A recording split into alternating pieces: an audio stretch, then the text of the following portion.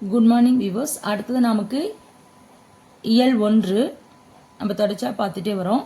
இயல் 1 5ஆம் வகுப்பு முதல் பருவம் என்ன சத்தம் துணைப்பாட பகுதியில் நம்ம பார்க்குறோம். இப்போ நமக்கு கொடுத்துருக்கூடிய பாடப்பகுதி என்னென்னா, செழியன் காட்டின் அழகை ரசித்து கொண்டிருந்தான். காட்டில் உட்காந்துட்டு மரத்தடியில் உட்காந்து அந்த அழகை ரசிச்சுட்டே இருக்கான். அப்போது அவன் கேட்ட ஒலிகள் என்னென்ன, இந்த ஒலிகள் தான் நமக்கு முக்கியம். எந்தெந்த விலங்கு எந்த மாதிரி ஒலி எழுப்பும், அதை நம்ம எந்த பெயரால் சொல்லுவோம். குரங்கு அலப்பும், சிங்கம் முழங்கும், யானை பிளிரும், ஆந்தை அலரும், மயில் அகவும், பாம்பு சீரும், குதிரை கனைக்கும்.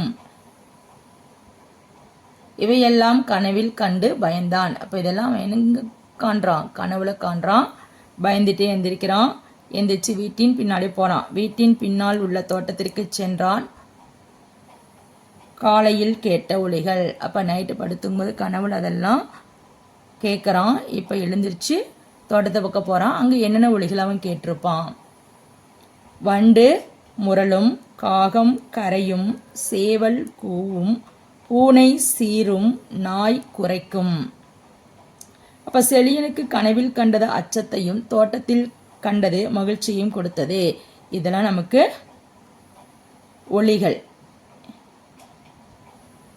இது ஒவ்வொன்றும் இந்த மாதிரி தான் நமக்கு என்ன செய்யும், இந்த ஒலிகளை நம்ம சொல்லணும். எல்லாமே கத்துக்கிட்டு இருக்கு அப்படின்னா நம்ம சொல்லிட்டு இருப்போம். அதெல்லாம் சொல்லக்கூடாது.